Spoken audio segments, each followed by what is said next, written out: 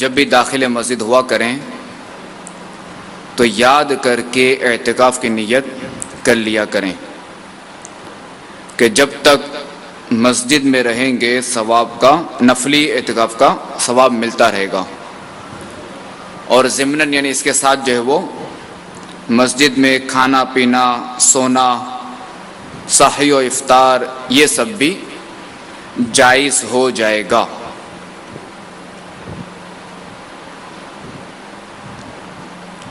امیر اہل سنت دامت برکاتہم العالیہ اپنے رسالے تذکرہ امام احمد رضا میں ایک فرمان مصطفیٰ صلی اللہ تعالی علیہ وآلہ وسلم لکھتے ہیں کہ جو مجھ پر درود پاک پڑھے گا میں اس کی شفاعت فرماؤں گا۔ صلو علی الحبیب صلی اللہ تعالی علی محمد وعلی آلہ وصحبہ وبارک وسلم صلاۃ و سلاما علیک یا رسول اللہ۔ میٹھے میٹھے اسلامی بھائیو، یہ بیان سے پہلے جو ہے وہ چند نیتیں کر لیتے ہیں کہ فرمان مصطفیٰ صلی اللہ تعالی علیہ وآلہ وسلم نیت المؤمن خیر من عملہ، یعنی مسلمان کی نیت اس کے عمل سے بہتر ہے، اور یہ یاد رہے کہ جتنی نیتیں زیادہ ہوں گی اتنا ثواب بھی زیادہ ہوگا۔ تو نیت کیجئے کہ نگاہ نیچے کیے خوب کان لگا کر بیان سنوں گا، ٹیک لگا کر بیٹھنے کے بجائے علم دین کی تعظیم کی خاطر جہاں تک ہو سکا دو زانوں بیٹھوں گا۔ صلو علی الحبیب اذکر اللہ توبوا الی اللہ وغیرہ سن کر ثواب کمانے اور صدا لگانے والوں کی دل جوئی کے لیے بلند آواز سے جواب دوں گا۔ میں بھی نیت کرتا ہوں کہ انشاءاللہ عز و جل دیکھ کر بیان کروں گا۔ ادعو الی سبیل ربک بالحکمت والموعظۃ الحسنہ، ترجمہ کنز ایمان، اپنے رب کی راہ کی طرف بلاؤ پکی تدبیر اور اچھی نصیحت سے۔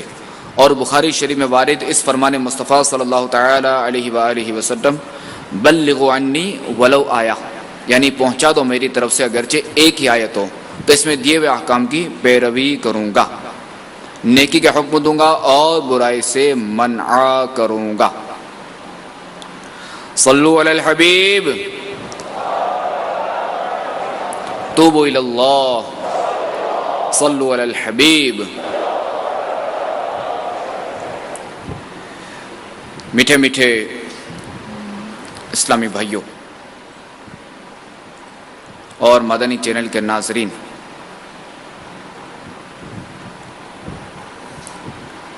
آج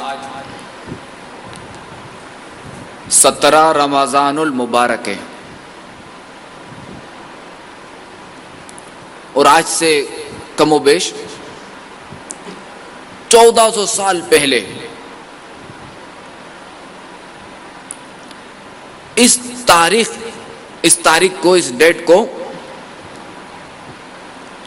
مسلمانوں کی ایک عظیم اور بے مثال یادگار قائم ہوئی تھی،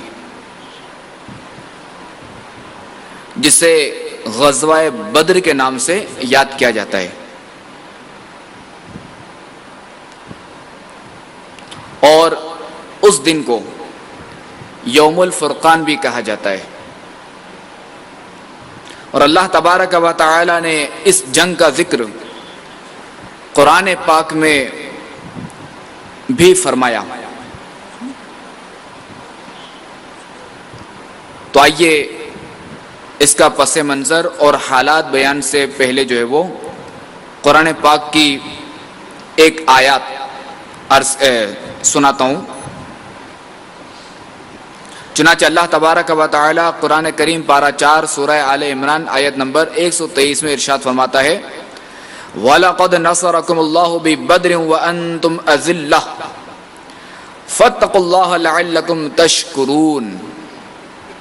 ترجمہ کنز ایمان، اور بے شک اللہ نے بدر میں تمہاری مدد کی جب تم بالکل بے سر و سامان تھے، تو اللہ سے ڈرو کہ کہیں تم شکر گزار ہو۔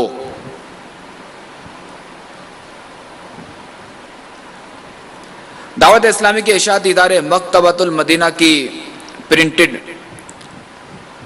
صراط الجنان جو کہ تفسیر قرآن ہے، صراط الجنان، تو اس آیت کے تفسیر میں لکھا ہے کہ یہاں اللہ تبارک و تعالی اپنے عظیم احسان کو بیان فرما رہا ہے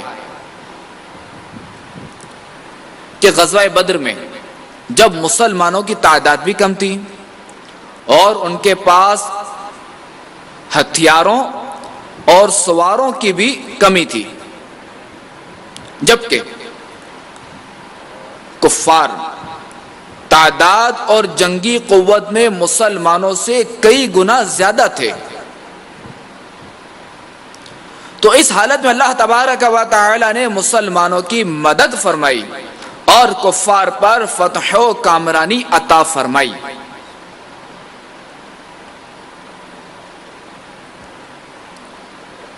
اور جنگ بدر یہ 17 رمضان 2 ہجری میں جمعہ کے دن ہوئی۔ مسلمان 313 تھے جبکہ کفار تقریباً 1000۔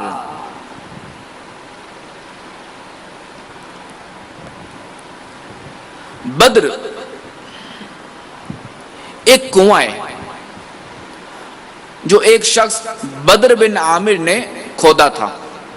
یہ بدر جو نا یہ کنواں ہے جو کسی نے کھودا تھا، جس نے کھودا تھا اس کا نام بدر بن عامر تھا، تو اس شخص کے نام پر اس علاقے کا نام بدر ہو گیا۔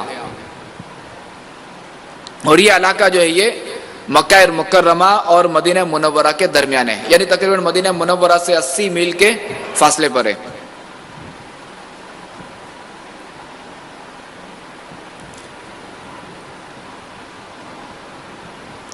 اور اس آیت مبارکہ سے ایک عقیدہ بھی واضح طور پر ثابت ہوا،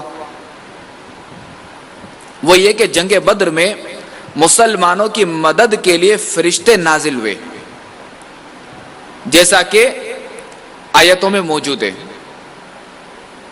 جنگ میں فرشتے لڑے، انہوں نے مسلمانوں کی مدد کی، لیکن ان کی مدد کو اللہ تبارک و تعالی فرما رہا ہے کہ بدر میں اللہ تعالی نے تمہاری مدد فرمائی۔ یہ لڑے کون؟ فرشتے۔ نازل کون ہوئے؟ فرشتے۔ اللہ تعالیٰ کیا فرما رہا ہے کہ اللہ تعالیٰ ان کی مدد کو فرما رہا ہے کہ بدر میں اللہ تعالیٰ نے تمہاری مدد فرمائی۔ تو اس سے معلوم ہوا کہ اللہ تبارک و تعالیٰ کے پیارے جب اللہ تعالیٰ کی اجازت سے مدد فرماتے ہیں، اللہ کی عطا سے مدد فرماتے ہیں، تو وہ اللہ تعالیٰ ہی کی مدد ہوتی ہے۔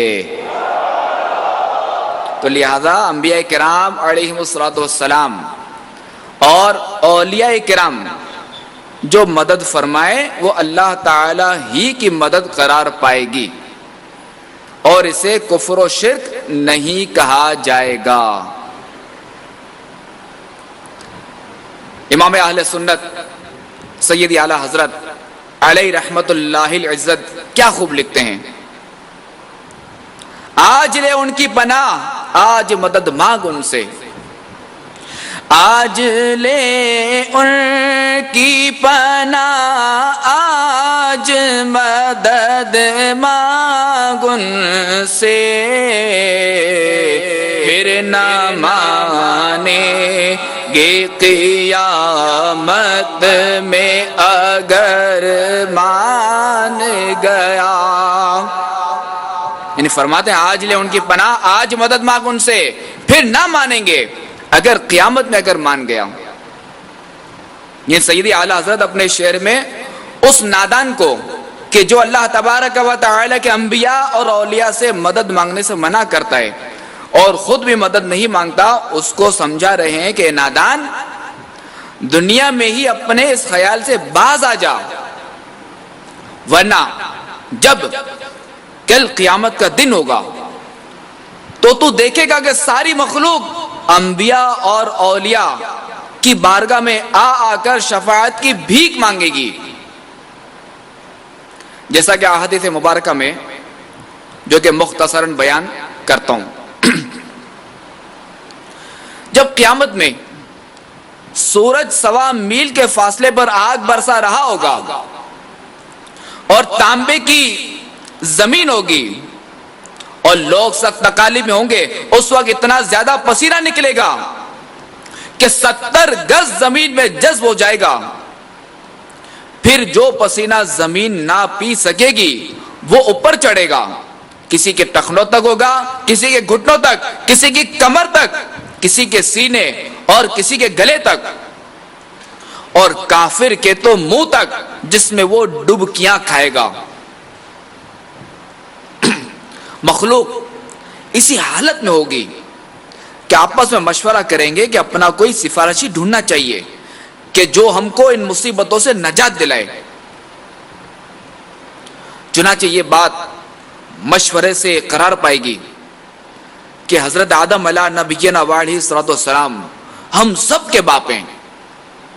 اللہ تبارک و تعالی نے ان کو اپنے دستے قدرت سے بنایا، ان کی خدمت میں حاضر ہونا چاہیے، وہ ہم کو اس مصیبت سے نجات دلائیں گے. تو لوگ ان کے پاس حاضر ہو کر عرض کریں گے، اے آدم آپ ابو البشر ہیں، اللہ نے آپ کو اپنے دستے قدرت سے بنایا، آپ دیکھتے نہیں کہ ہم کس حالت میں ہیں، آپ ہماری شفاعت کیجئے کہ اللہ تعالی ہمیں اس سے نجات عطا فرمائے. تو آپ علیہ الصلوۃ والسلام فرمائیں گے نوح کے پاس جاؤ کہ وہ پہلے رسول ہیں کہ زمین پر ہدایت کے لیے بھیجے گئے. لوگ حضرت نوح علیہ نبینا علیہ الصلوۃ والسلام میں حاضر ہو کر عرض کریں گے کہ آپ اپنے رب کے حضور ہماری شفاعت کیجئے. تو حضرت نوح علیہ نبینا علیہ الصلوۃ والسلام فرمائیں گے ابراہیم خلیل اللہ کے پاس جاؤ. مختصر یہ کہ وہ حضرت موسیٰ علیہ نبینا علیہ الصلوۃ والسلام کی خدمت میں، پھر حضرت موسیٰ علیہ نبینا علیہ الصلوۃ والسلام حضرت عیسیٰ علیہ نبینا علیہ الصلوۃ والسلام کے پاس بھیجیں گے. لوگ عرض کریں گے آپ ہمیں کس کے پاس بھیجتے ہیں؟ تو فرمائیں گے تم ان کی خدمت میں حاضر ہو کہ جن کے ہاتھ پر فتح رکھی گئی، جو آج بے خوف ہیں اور وہ تمام اولاد آدم کے سردار ہیں. تم محمد کی خدمت میں حاضر ہو، وہ خاتم النبیین ہیں، وہ آج تمہاری شفاعت فرمائیں گے. لوگ پھرتے پھراتے، ٹھوکریں کھاتے، روتے چلاتے، دہائی دیتے حاضر بارگاہ بے کس پناہ ہو کر عرض کریں گے اے اللہ کے نبی ملاحظہ تو فرمائیں کہ ہم کس مصیبت میں ہیں. حضور بارگاہ خدا بندی عز و جل میں ہماری شفاعت فرمائیں اور ہم کو اس آفت سے نجات دلوائیں. اب ہمارے پیارے پیارے آقا شافع یوم جزا یہ کیا فرمائیں گے؟ یہ تو کسی کے پاس نہیں بھیجیں گے. ہمارے آقا فرمائیں گے انا لہا، یہ میں اس کام کے لیے ہوں، انا صاحبکم، میں ہی وہ ہوں جسے تم تمام جگہ ڈھونڈ آئے. کہیں گے اور نبی اذهبوا الی غیری، میرے حضور کے لب پر انا لہا ہوگا. سید اعلی حضرت نے اس دن کے حوالے سے کلام لکھا ہے، کس کے جلوے کی جھلک ہے یہ اجالا کیا ہے، ہر طرف دیدہ حیرت زدہ تکتا کیا ہے. خلیل و نجی مسیح و صفی سبھی سے کہیں بھی بنی یہ بے خبری کہ خلق بھی کہاں سے کہاں تمہارے لیے یہ بے خبری خبری کہ خلق پھری کہاں سے کہاں تمہارے لیے۔ صلو علی الحبیب صلی اللہ تعالی علی محمد وعلی آلہ وصحبہ وبارک وسلم۔ میٹھے میٹھے اسلامی بھائیوں، آپ نے احادیث مبارکہ سے سنا کہ ساری مخلوق قیامت کے دن اپنی پریشانی اور مصیبت کے حل کے لیے انبیاء کرام علیہم الصلاۃ والسلام کی بارگاہ میں مدد اور شفاعت کے لیے حاضر ہوگی۔ تو لہذا آج ہی مان لینا چاہیے، جیسا کہ آیت قرآنی سے بھی اس کا ثبوت جو کہ میں نے شروع میں پیش کیا، اور اس حوالے سے اگر مزید آپ معلومات چاہیں تو امیر اہل سنت کے 2 رسائل ہیں، جنات کا بادشاہ اور ایک ہے کرامات مولا مشکل کشا۔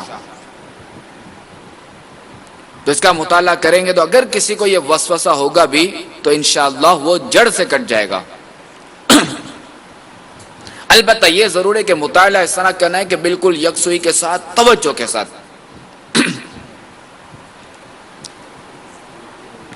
غزوہ بدر کے موقع پر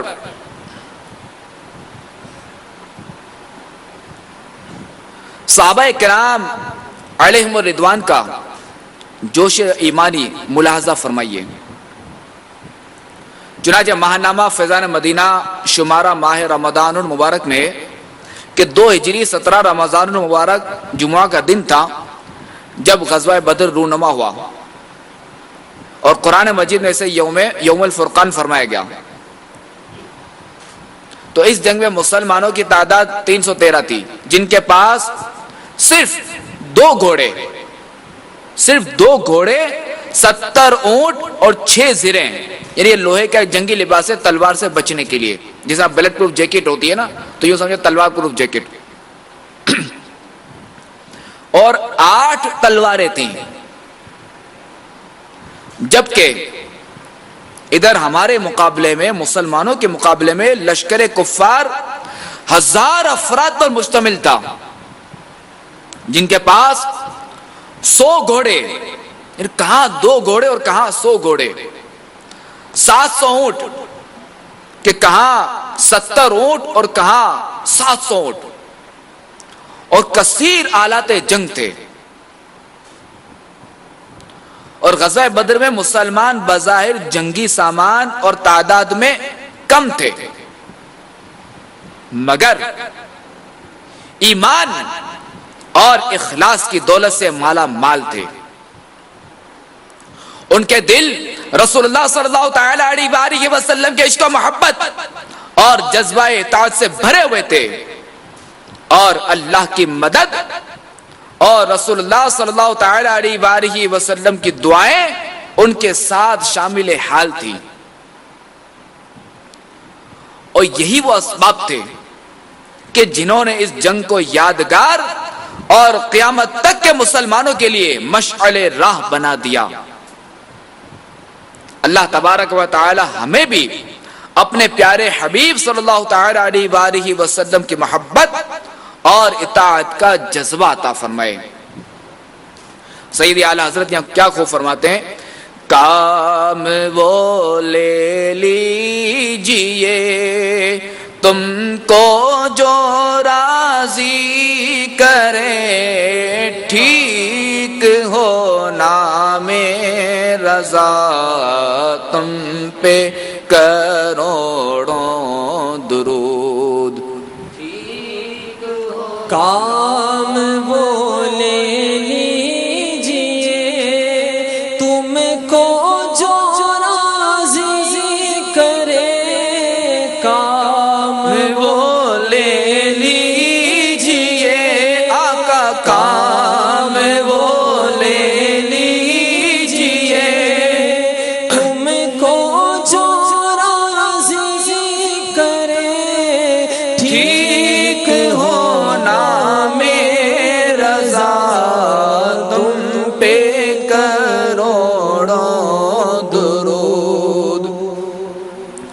صلو علی الحبیب صلی اللہ تعالی علی محمد۔ میٹھے میٹھے اسلامی بھائیوں اور مدنی چینل کے ناظرین، جنگ سے پہلے جو رات تھی نا، جیسے جمعہ صبح جنگ ہوئی تو شب جمعہ رسول اللہ صلی اللہ تعالی علیہ وآلہ وسلم نے اپنے چند جان نثاروں کے ساتھ بدر کا میدان ملاحظہ فرمایا،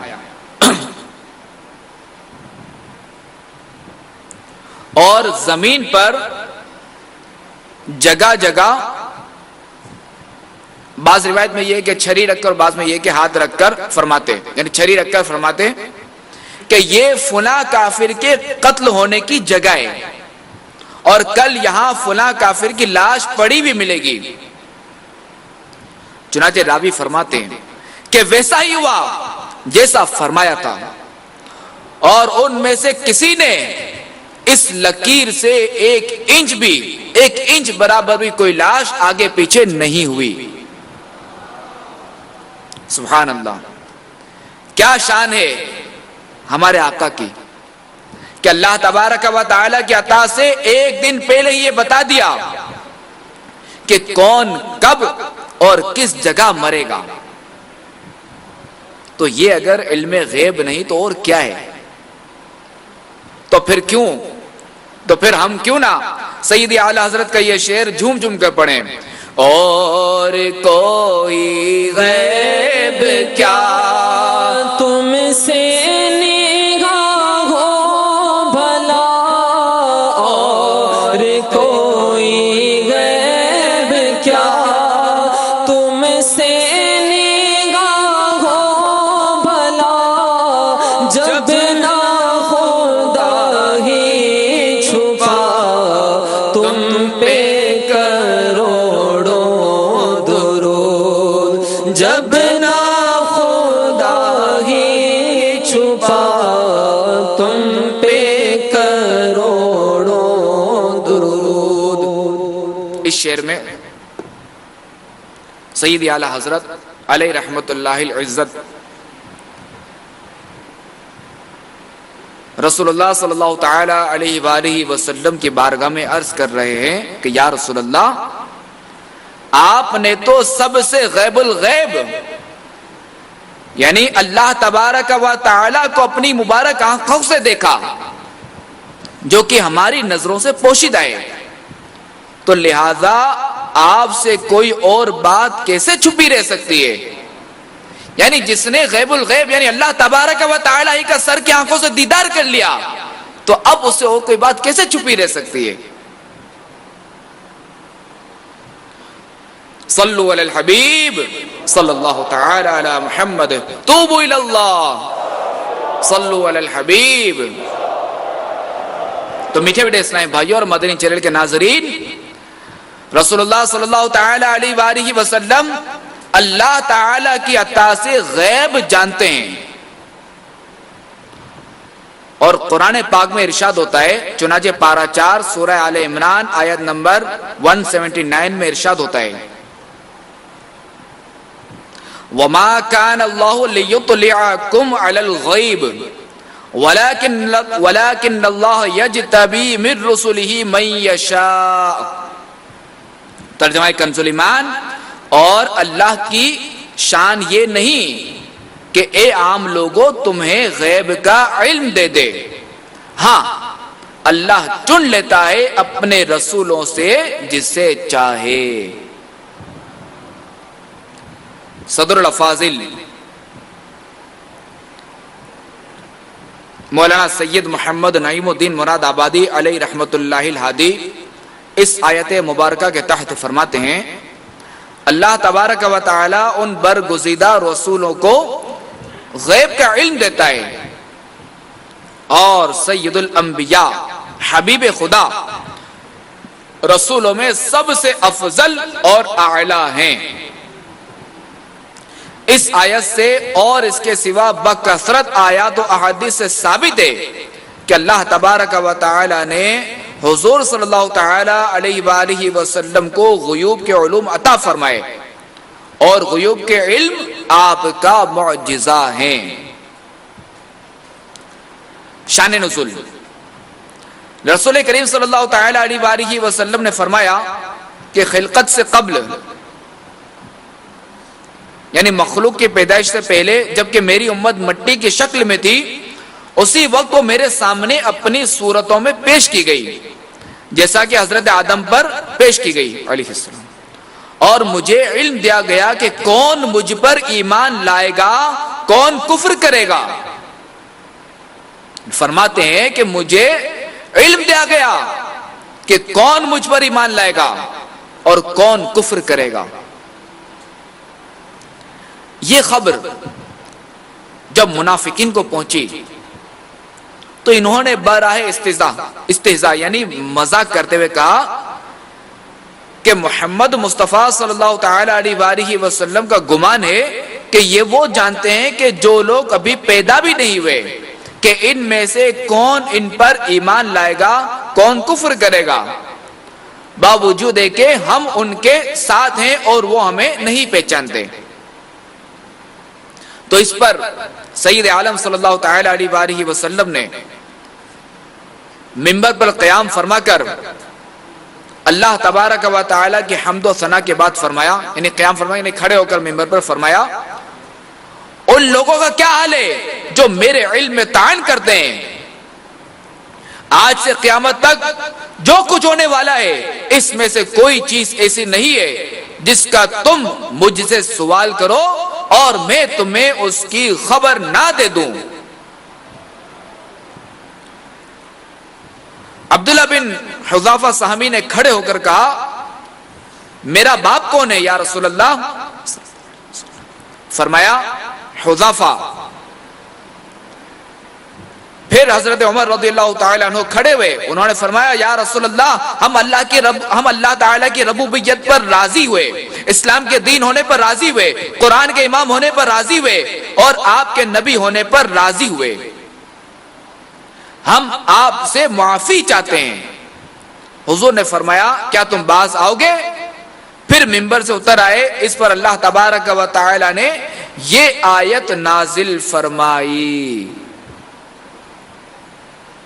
اس حدیث سے ثابت ہوا کہ سید عالم صلی اللہ تعالی علیہ وآلہ وسلم کو قیامت تک کی تمام چیزوں کا علم عطا فرمایا گیا ہے، اور رسول اللہ صلی اللہ تعالی علیہ وآلہ وسلم کے علم غیب میں طعن کرنا منافقین کا طریقہ ہے، یہ مسلمانوں کا طریقہ نہیں، یہ منافقین کا طریقہ ہے یہ۔ تو میرے میٹھے میٹھے اسلامی بھائیوں اور مدنی چینل کے ناظرین، ان آیت مبارکہ کے علاوہ بھی بے شمار ایسی احادیث مبارکہ ہیں جن میں نبی کریم صلی اللہ تعالی علیہ وآلہ وسلم نے غیب کی خبریں دیتے ہوئے قیامت تک ہونے والے واقعات کے ساتھ ساتھ مستقبل میں پیدا ہونے والے فتنوں سے بھی آگاہ فرمایا اور ہمیں ان سے بچنے کی ترغیب بھی دلائی۔ چنانچہ حدیث پاک میں کہ لوگوں پر ایک زمانہ ایسا آئے گا کہ آدمی کو اس بات کی کوئی پرواہ نہ ہوگی کہ اس نے مال کہاں سے حاصل کیا، حرام سے یا حلال سے۔ اپنے دین پر صبر کرنے والا انگارہ پکڑنے والے کی طرح ہوگا۔ اور دوسری حدیث، مساجد میں دنیا کی باتیں ہوں گی، تم ان کے ساتھ نہ بیٹھنا کہ اللہ تعالی کو ان سے کچھ کام نہیں۔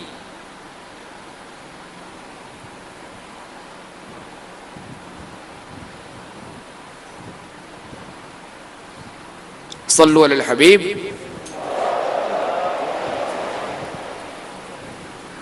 اچھا یہ کہ ان کو اللہ سے کچھ کام نہیں، کہ مساجد میں دنیا کی باتیں ہوں گی، تم ان کے ساتھ نہ بیٹھنا کہ ان کو اللہ سے کچھ کام نہیں۔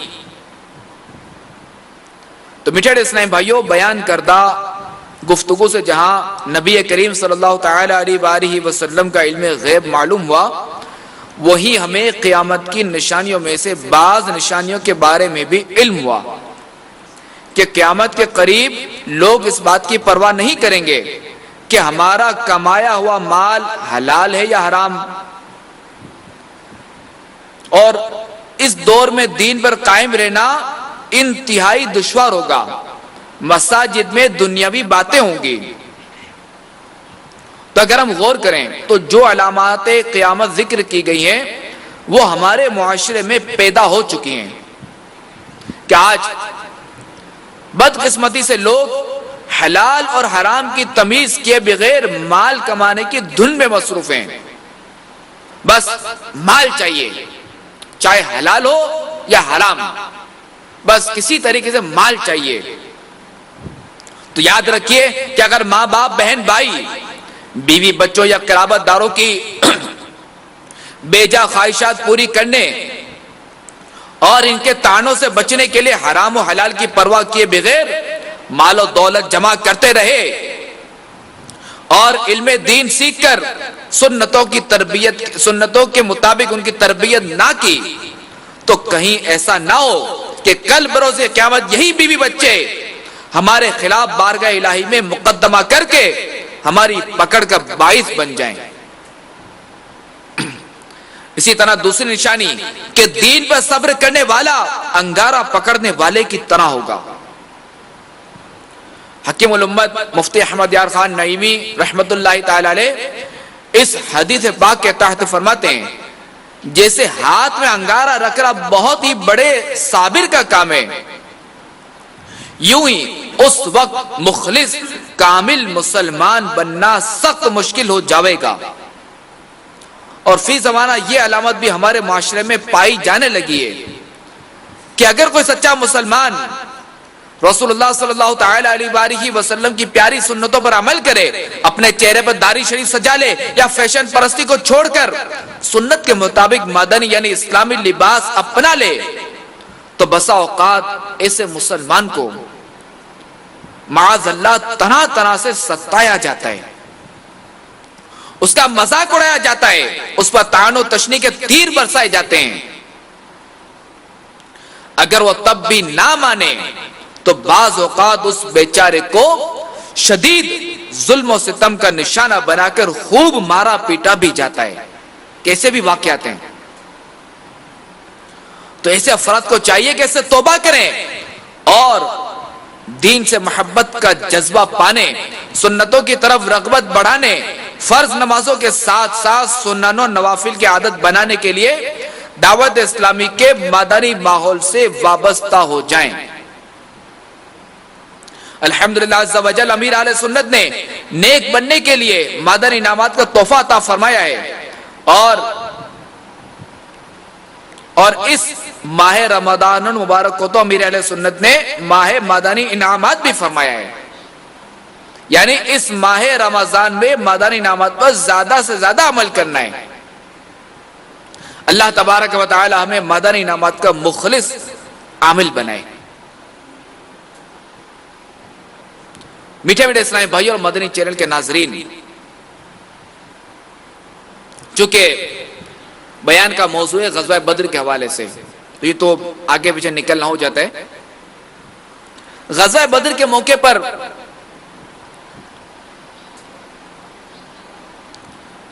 صحابہ کرام علیہم رضوان نے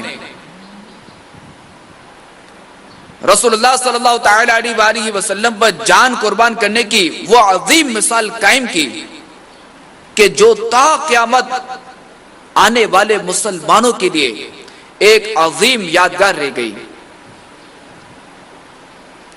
کہ ایک طرف مسلمانوں کی تعداد کم اور سامان بھی کم، جبکہ دوسری طرف ایک بڑا لشکر جس کے پاس بہت زیادہ سامان مگر اللہ تعالیٰ کی رحمت و فضل و کرم کہ اس مسلمانوں کی کم تعداد کے ساتھ تھی. یعنی اللہ تبارک و تعالیٰ کا فضل و کرم جو ہے وہ ان مسلمانوں کی جو کم تعداد تھی ان کے ساتھ تھا. اللہ تعالیٰ کا فضل، اللہ تعالیٰ کا کرم، اور پھر جو ہے وہ عظیم الشان فتح نصیب ہوئی.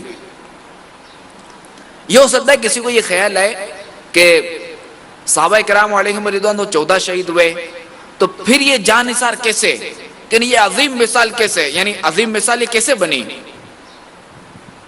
تو عرض کر دوں کہ یہ عظیم قربانی اس طرح بنی کہ مسلمانوں نے اپنا حال دیکھا کہ کتنے گھوڑے ہیں، 2 گھوڑے، جبکہ ادھر 100 گھوڑے، اونٹ کتنے، 70 اونٹ، جبکہ ادھر 700 اونٹ، تلواریں کتنی، 8 تلواریں، جبکہ ادھر کتنا سامان۔ تو ایسے حالات کے باوجود وہ رسول اللہ صلی اللہ تعالی علیہ وآلہ وسلم کے ساتھ چل دیے، انہوں نے تو اپنے آپ کو پیش کر دیا انہوں نے۔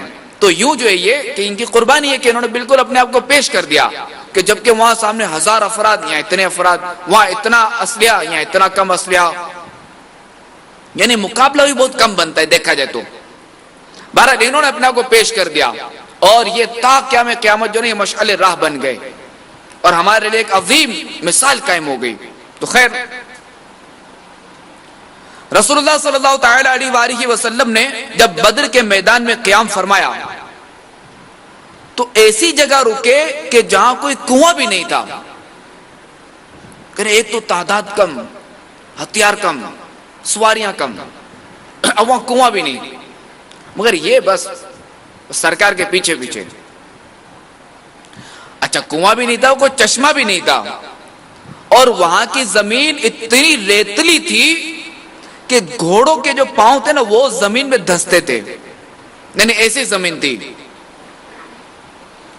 حضرت حباب بن منظر رضی اللہ تعالیٰ عنہ کے مشورے پر رسول اللہ صلی اللہ تعالی علیہ وآلہ وسلم نے کچھ آگے قیام فرمایا۔ خدا کی شان، چونکہ اللہ تبارک و تعالیٰ کا فضل و کرم ان کے ساتھ تھا، خدا کی شان کہ بارش ہو گئی کہ جس سے میدان کی مٹی اور ریت جم گئی، جس پر مسلمانوں کے لیے چلنا پھرنا آسان ہو گیا۔ مسلمانوں کے لیے یہ بارش نعمت ہوئی، اور ادھر کفار کی زمین پر کیچڑ ہو گئی، جس سے ان کو چلنے پھرنے میں مشکل ہو گئی، اور مسلمانوں نے بارش کا پانی روک کر جگہ جگہ تالاب بنا لیے تاکہ یہ پانی غسل اور وضو کے کام آئے۔ یعنی یہ دیکھیے کہ ایسے حالات میں بھی نماز کی فکر، طہارت کی فکر، یہ واقعی ان کا حصہ تھا۔ اچھا، اس رات جب اللہ تبارک و تعالی نے مسلمانوں پر اونگ طاری کر دی جس سے ان کی تھکاوٹ جاتی رہی، اور ہمارے آقا صلی اللہ تعالی علیہ وآلہ وسلم نے تمام رات اپنے رب عز و جل کے حضور عجز و نیاز میں گزاری، اور صبح مسلمانوں کو نماز فجر کے لیے بیدار فرمایا، نماز کے بعد ایک خطبہ ارشاد فرمایا جس سے مسلمان شوق شہادت سے سرشار ہو گئے۔ رسول اللہ صلی اللہ تعالی علیہ وآلہ وسلم نے پہلے مسلمانوں کے لشکر کی جانب نظر فرمائی، پھر کفار کی طرف دیکھا اور دعا کی۔ اللہ تبارک و تعالی نے مسلمانوں کی مدد کے لیے پہلے 1000 فرشتے نازل فرمائے، اس کے بعد یہ تعداد بڑھ کر 3000 اور پھر 5000 ہو گئی، اور ہمارے آقا صلی اللہ تعالی علیہ وآلہ وسلم نے کنکریوں کی ایک مٹھی بھر کر کفار کی طرف پھینکی جو کفار کی آنکھوں میں پڑی، اور جانثار مسلمان اس بہادری سے لڑے کہ لشکر کفار کو عبرتناک ہار ہوئی۔ 70 کفار مرے اور اتنے ہی گرفتار ہوئے، یعنی 70 مرے اور 70 پکڑے گئے، جبکہ 14 مسلمانوں نے جام شہادت نوش کیا۔ ان میں سے چند نام عرض کرتا ہوں حصول برکت کے لیے جو شہید ہوئے۔ ایک تو حضرت عبیدہ بن حارث، دوسرے حضرت عمیر بن ابی وقاص، تیسرے حضرت عاقل بن ابی کبیر، اور چوتھے حضرت صفوان بن بیدہ۔ یہ جو 4 تھے یہ مہاجرین میں سے تھے، اور ایک جو ہے وہ حضرت سعد بن خیثمہ رضی اللہ تعالی عنہم اجمعین۔ میٹھے میٹھے اسلامی بھائیوں اور مدنی چینل کے ناظرین، اللہ اللہ، آپ نے صحابہ کرام علیہم الرضوان کا جذبہ سنا کہ کیا ان کا جذبہ تھا۔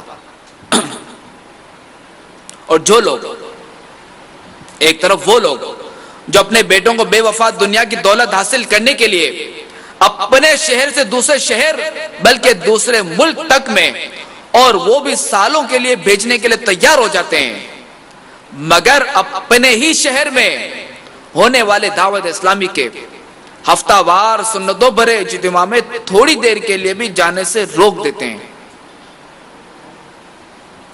سنتوں کی تربیت کی خاطر مدنی قافلوں میں عاشقان رسول کے ہمراہ چند روز سفر کرنے سے بھی روکتے ہیں۔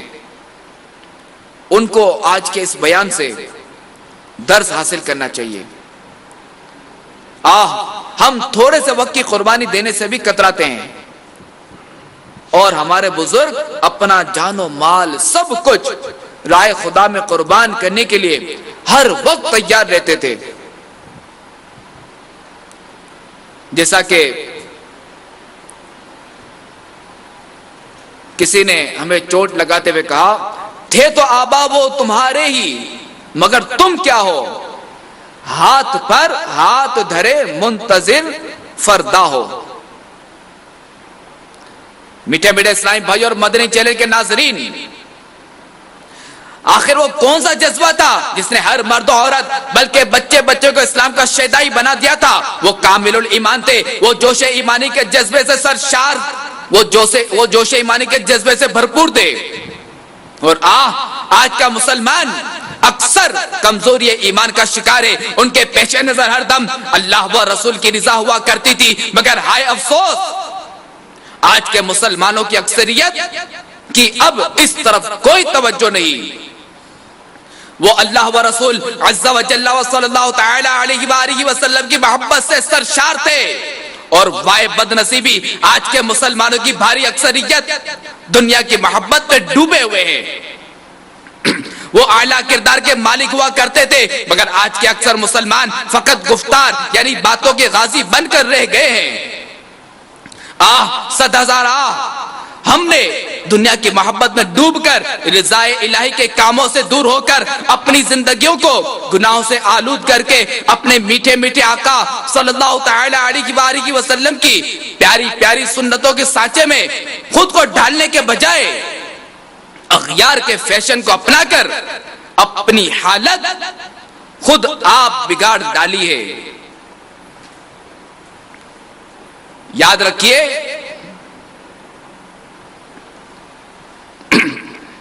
کہ قرآن پاک میں ارشاد ہوتا ہے، ان اللہ لا یغیر ما بقوم حتی یغیروا ما بانفسہم۔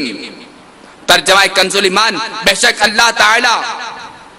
شک اللہ کسی قوم سے اپنی نعمت نہیں بدلتا جب تک وہ خود اپنی حالت نہ بدل دیں۔ افسوس، صد ہزار افسوس، بے عملی کے سبب ہم ذلت و رسوائی کے عمیق گھڑے میں نہایت تیزی کے ساتھ گرتے چلے جا رہے ہیں کہ ایک وقت وہ تھا جب کفار مسلمان کے نام سے لرزہ بر اندام ہو جایا کرتے تھے، اور آج انقلاب معکوس نے مسلمانوں کو کفار سے خوف زدہ کر رکھا ہے۔ اے خاصا نے رسول وقت دعا ہے، امت پہ تیری آ کے عجب وقت پڑا ہے، جو دین بڑی شان سے نکلا تھا وطن سے، پردیس میں وہ آج غریب الغربا ہے۔ جس دین کے مدعو تھے کبھی کیسر و کسرا، خود آج وہ مہمان سرائے فقراء ہے۔ وہ دین ہوئی بزم جہاں جس سے فروزہ، اب اس کی مجالس میں نہ بتی نہ دیا ہے۔ جس دین کی حجت سے سب ادیانت مغلوب، اب معترض اس دین پہ ہر سرا ہے۔ چھوٹوں میں اطاعت ہے نہ شفقت ہے، بڑوں میں پیاروں میں محبت ہے نہ یاروں میں وفا ہے۔ وہ قوم پہ تیری نہیں اب کوئی بڑائی، پر نام تیری قوم کا یا اب بھی بڑا ہے۔ ڈر ہے کہیں یہ نام بھی مٹ جائے، ڈر ہے کہیں یہ نام بھی مٹ جائے نہ آخر مدت سے اسے دور زمان میٹ رہا ہے. وہ قوم کے آفاق میں جو سربا فلک تھی وہ یاد میں اسلاف کے اب روبہ قضا ہے. جو قوم کے مالک تھی علم اور حکم کی اب علم کا وا نام نہ حکمت کا پتہ ہے. جو کچھ ہے وہ سب اپنے ہی ہاتھوں کے کرتوت. شکوا ہے زمانے کا نہ قسمت کا گلا ہے. دیکھے ہیں یہ دن اپنی ہی غفلت کی بدولت. سچ ہے کہ برے کام کا انجام برا ہے. فریاد ہے فریاد ہے فریاد ہے ایک کشتی امت کے نگہباں. بیڑا یہ تباہی کے قریب آنے لگا ہے. ایک چشمہ رحمت بھی ابھی انت و امی دنیا پہ تیرا لطف صدا عام رہا ہے. جس قوم نے گھر اور وطن تجھ سے چھڑایا جب تو نے کیا نیک سلوک ان سے کیا ہے. 100 بار تیرا دیکھ کے عفو اور ترحم. ہر باغی و سرکش کا سر آخر کو جھکا ہے. برتاؤ تیرے جبکہ یہ اعداء سے ہیں اپنے اعداء سے غلاموں کو کچھ امید سوائے. کر حق سے دعا امت مرحوم کے حق میں.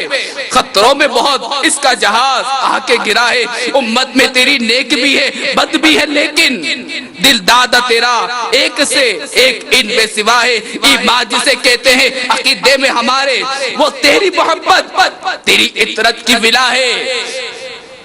جو خاک تیرے در پہ ہے جاروب سے اڑتی وہ خاک ہمارے لیے دارو شفا ہے. جو شہر ہوا تیری ولادت سے مشرف اب تک وہی قبلہ تیری امت کا رہا ہے. جس شہر نے پائی تیری ہجرت سے سعادت مکے سے کشش اس کی ہر ایک دل میں سوا ہے. کل دیکھیے پیش آئے غلاموں کو تیرے کیا اب تک تو تیرے نام پہ ایک ایک فدا ہے. ہم نیک ہیں یا بد ہیں پھر آخر ہے تمہارے. ہم نیک ہیں یا بد ہیں پھر آخر ہے تمہارے. نسبت بہت اچھی ہے اگر حال برا ہے. تدبیر سنبھلنے کی ہماری نہیں کوئی. ہاں ایک دعا تیری کے مقبول خدا ہے. خود جاہا کے طالب ہیں نہ عزت کے خواہاں پر فکر تیرے دین کی عزت کی صدا ہے. میٹھے میٹھے اسلامی بھائیوں نہایت سنجیدگی کے ساتھ اپنے کردار کا جائزہ لیجئے.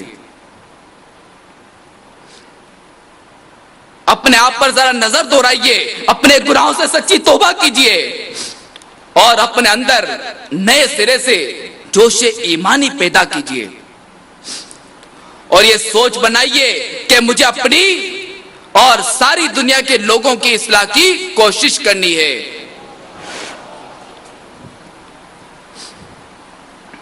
اگر آپ نے اپنی ذمہ داری کو سمجھ کر اللہ و رسول عز و جل و صلی اللہ تعالی علیہ وآلہ وسلم کی محبت میں ڈوب کر اس مدنی کام کو اپنا لیا تو اللہ و رسول عز و جل و صلی اللہ تعالی علیہ وآلہ وسلم کے پیار کی برکت سے انشاءاللہ دونوں جہاں میں بیڑا پار ہوگا. تو کتنے خوش نصیب ہے وہ اسلام بھائی جو علم دین سیکھنے کی نیت سے مدنی قافلوں میں سفر کرتے ہیں کہ ان کے لیے جنت میں داخلے اور پچھلے گناہوں کے کفارے کی بشارتیں. آئیے اس ضمن میں 2 روایت سنتے ہیں. حضرت سیدنا ابو سعید خدری رضی اللہ تعالیٰ عنہ سے مروی ہے من غدا و راحا وہو فی تعلیم دینہ فہو فی الجنہ. یعنی جو اپنے دین کا علم سیکھنے کے لیے صبح کو چلا یا شام کو چلا وہ جنتی ہے. جو شخص علم کی طلب کرتا ہے تو وہ اس کے پچھلے گناہوں کا کفارہ ہو جاتا ہے. تو الحمدللہ عز و جل آئے خدا میں نکل کر نماز روزہ اور ذکر اللہ کا اجر و ثواب بھی بہت بڑھ جاتا ہے. چنانچہ سنن ابو داؤد میں کہ رسول اللہ صلی اللہ تعالی علیہ وآلہ وسلم کا فرمان ہے بے شک راہ خدا میں نماز روزہ اور ذکر کا ثواب راہ خدا میں مال خرچ کرنے سے 700 گنا زیادہ ہو جاتا ہے. 700 گنا زیادہ ہے. الفاظ یہ ہیں بے شک راہ خدا میں نماز روزہ اور ذکر کا ثواب راہ خدا عز و جل میں مال خرچ کرنے سے 700 گنا زیادہ ہے. اور اب یہ بھی سن لیجئے کہ راہ خدا میں مال خرچ کرنے کا ثواب کیا ہے. چنانچہ سنن ابن ماجہ میں کہ جو راہ خدا میں مال بھیجے اور خود گھر بیٹھا رہے تو اس کے لیے ہر درہم کے بدلے 700 درہم ہے، اور جو راہ خدا میں جہاد کرے اور خرچ بھی کرے اسے 1 درہم کے بدلے 7 لاکھ درہم کا ثواب ملے گا. اور یہ فرما کہ رسول اللہ صلی اللہ تعالی علیہ وسلم نے سورہ بقرہ کی یہ آیت کریمہ تلاوت فرمائی، ترجمہ کنز الایمان، اور اللہ اس سے بھی زیادہ بڑھائے جس کے لیے چاہے. تو میٹھے وڈے اسلام بھائی اور مدنی چلے کے ناظرین جھوم جائیے. ان دونوں احادیث مبارکہ کو ملا کر نتیجہ یہ نکلتا ہے کہ راہ خدا میں نکل کر نماز روزہ اور ذکر کا ثواب 49 کروڑ گنا ملتا ہے. اور ساتھ ہی یہ بھی خوشخبری ہے کہ اللہ تعالی جس کے لیے چاہے اس سے بھی زیادہ بڑھائے. تو ان دو احادیث مبارکہ کو جمع کر کے جو 49 کروڑ گنا ثواب نکالا ہے وہ ہر نیکی کے لیے نہیں بلکہ ابو داؤد کی حدیث میں نماز روزہ اور ذکر کی صراحت ہے. یہ یاد رہے کہ ہر نیکی کے لیے نہیں، نماز روزہ اور ذکر. تو میرے وہ اسلام بھائی غور فرمائے کہ جو لوگ زیادہ آمدنی کے لیے اپنے شہر سے دوسرے شہر، اپنے ملک سے دوسرے ملک جا پڑتے ہیں اور ماں باپ بال بچوں وغیرہ سے سالوں دور پڑے رہتے ہیں. آج حصول دنیا کی خاطر اکثر لوگ ہر طرح کی قربانیاں دے رہے ہیں، مگر اس قدر عظیم الشان اجر و ثواب کی خوشخبریوں کے باوجود راہ خدا میں چند دن کے لیے بھی مدنی قافلے میں سفر کرنے کو تیار نہیں. الحمدللہ عز و جل اللہ تبارک و تعالی کا بہت کرم ہے کہ ایک بار پھر رمضان المبارک کی مبارک پیاری پیاری گھڑیوں میں ہم ہیں. اور صحابہ کرام علیہم رضوان کی سیرت کو دیکھتے ہوئے نیت کیجئے کہ انشاءاللہ عز و جل چاند رات سے 12 ماہ کے لیے، ورنہ 12 ماہ نہیں تو 92 دن کے لیے، 92 دن میں نہیں تو 1 ماہ کے لیے، اور 1 ماہ بھی نہیں تو 12 دن کے اصلاح اعمال کورس میں تو سب کے سب اصلاح بھائی شرکت کی نیت کر لیں. جو نیت کرتے ہیں وہ ہاتھ اٹھائیں. دیکھیں نیت دل کے ارادے کا سچی نیت ہو. اور انشاءاللہ عز و جل عید کے دن سے جو ہے یہ باب المدینہ فیضان مدینہ کے ساتھ ساتھ دیگر مقامات پہ بھی دیگر شہروں میں بھی شروع ہوگا. تو کوئی بھی اسلامی بھائی مدنی قافلوں میں سفر کی سعادت سے محروم نہ رہے بلکہ دوسروں کو بھی دعوت دیتے رہیں اور خوب مدنی قافلوں کے لیے تیار کرتے رہیں. میٹھے اسلامی بھائیوں، وقت بھی کثیر ہو گیا، بس اب تھوڑا سا جو ہے وہ بیان کر کے انشاءاللہ ہم بیان جو وہ اختتام کرتے ہیں کہ دیکھیں ہمارا پیارا دین اپنے مسلمان بھائیوں کے حقوق کا خیال رکھنے کے ساتھ ساتھ وعدوں کی پاسداری کا بھی پیغام دیتا ہے. آئیے وعدے کی پاسداری کی عظیم مثال سنیے اور نیت کر لیجئے کہ کچھ بھی ہو جائے ہم انشاءاللہ عز و جل اپنے وعدوں کی پابندی کا خیال رکھیں گے. چنانچہ حضرت حذیفہ بن یمان اور حضرت حسیل رضی اللہ تعالی عنہما یہ دونوں صحابی کہیں سے آ رہے تھے. کب؟ غزوہ بدر میں. یہ کہیں سے آ رہے تھے تو راستے میں کفار نے ان دونوں کو روک لیا.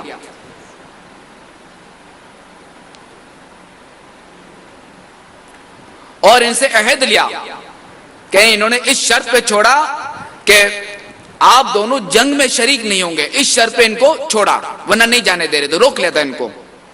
اور یہ عہد لے کر یہ وعدہ لے کر ان کو چھوڑا. جب رسول اللہ صلی اللہ تعالی علیہ وآلہ وسلم کی بارگاہ میں جب ہمارے آقا صلی اللہ تعالی علیہ وآلہ وسلم نے ان کو جب صفوں میں شامل فرما لیا تو انہوں نے عرض کی یا رسول اللہ صلی اللہ علیہ وسلم کہ ہم جب آ رہے تھے تو ہمیں کفار نے روک لیا تھا اور ہم سے وعدہ لیا کہ جنگ میں شریک نہیں ہوگے. یعنی ہم وعدہ کر کے آئے کہ ہم جنگ میں شریک نہیں ہوں گے. ہمارے آقا علیہ الصلوۃ والسلام مالک و مختار ہیں. ہمارے آقا نے کیا فرمایا؟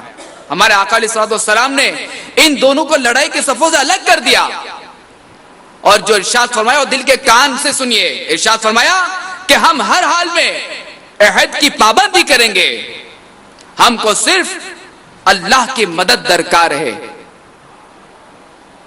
میٹھے اسلام بھائی اور مدنی چینل کے ناظرین, جنگ کے موقع پر خصوصاً ایسی صورت میں جبکہ دشمنوں کا عظیم الشان لشکر ہے جو کہ مقابلے پر ہے, ان کے پاس سواریاں زیادہ, افراد زیادہ, ہتھیار زیادہ, ایسی حالت میں ایک ایک سپاہی بھی جو اس کی بہت قیمت ہوتی ہے. مگر تاجدار دو عالم صلی اللہ تعالی علیہ وسلم نے اپنی فوج کو دو بہادر اور جانباز مجاہدوں سے محروم رکھنا پسند فرمایا. مگر کوئی مسلمان کسی کافر سے بھی بد عہدی اور وعدہ خلافی کرے اس کو گوارا نہیں فرمایا. اللہ اکبر, کیا ہمارا دین ہے, یہ دین اسلام کیسا پیارا دین ہے, یہ کیا ہمیں سکھاتا ہے اور کیا ہمارے آقا کی شان ہے. کیا تاریخ زندگی کے بڑے بڑے دفتروں میں کوئی ایسا چمکتا ہوا وقت بھی ہے, کوئی ایسا صفحہ ہے؟ کیا تمہاری آنکھوں نے بھی کبھی صفائے ہستی پر پابندی عہد کی کوئی ایسی مثال دیکھی ہے؟ خدا کی قسم اس کے جواب میں نہیں کے سوا اور کچھ نہیں ملے گا. اللہ ہمیں اس دین پر استقامت عطا فرمائے. معاہدہ کرنے کے بعد اس کی خلاف ورزی کرنا غدر یعنی بد عہدی کہلاتا ہے.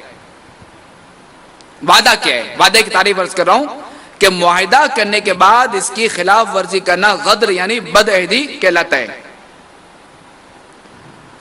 فرمان مصطفیٰ صلی اللہ تعالی علیہ وسلم, جو مسلمان عہد شکنی اور وعدہ خلافی کرے اس پر اللہ تبارک و تعالی اور فرشتوں اور تمام انسانوں کی لعنت ہے اور اس کا نہ کوئی فرض قبول ہوگا نہ نفل. منافق کی 3 نشانیاں ہیں, جب بات کرے جھوٹ بولے, جب وعدہ کرے وعدہ خلافی کرے, جب اس کے پاس امانت رکھی جائے خیانت کرے. غدر یعنی بد عہدی کا حکم کیا ہے؟ عہد کی پاسداری کرنا ہر مسلمان پر لازم ہے اور غدر یعنی بد عہدی کرنا حرام اور جہنم میں لے جانے والا کام ہے. سید اعلی حضرت فتاوی رضویہ میں فرماتے ہیں کہ الاشباح والنظائر میں خلف الوعدی حرام یعنی وعدہ جھوٹا کرنا حرام ہے. رسول اللہ صلی اللہ تعالی علیہ وسلم فرماتے ہیں وعدہ خلافی یہ نہیں کہ آدمی وعدہ کرے اور اس کی نیت اسے پورا کرنے کی بھی ہو, بلکہ وعدہ خلافی یہ ہے کہ آدمی وعدہ کرے اور اس کی نیت اسے پورا کرنے کی نہ ہو. ایک اور حدیث پاک میں ہے کہ جب کوئی شخص اپنے بھائی سے وعدہ کرے اور اس کی نیت پورا کرنے کی ہو پھر پورا نہ کر سکے, وعدے پر نہ آ سکے تو اس پر گناہ نہیں. قربان جائیے امیر اہل سنت دامت برکاتہم العالیہ پر کہ انہوں نے ہمیں مدنی انعامات 72 مدنی انعامات ہے نا, تو 72 مدنی انعامات میں سے ایک مدنی انعام یہ بھی عطا فرمایا ہے کہ کیا آج آپ نے جھوٹ, غیبت, چغلی, حسد, تکبر اور وعدہ خلافی سے حتی الامکان بچنے کی کوشش کی؟ واقعی کوئی اگر مدنی انعام کے مطابق اپنی زندگی گزار لینا تو انشاءاللہ عز و جل اس کا بیڑا پار ہے. تو میٹھے اسلام بھائیوں, وعدے کی پاسداری کس قدر ضروری ہے, تو نیت کر لیجئے کہ انشاءاللہ عز و جل وعدہ خلافی کی پاسداری کے ساتھ ساتھ تمام مدنی انعامات پر عمل کرنے اور مدنی قافلوں میں سفر کرنے کی کوشش کریں گے انشاءاللہ عز و جل. اللہ تبارک و تعالی جو کو سنا عمل کرنے کی توفیق و سعادت عطا فرمائے، آمین بجاہ النبی الامین صلی اللہ تعالی علیہ وآلہ وسلم۔ صلوا علی الحبیب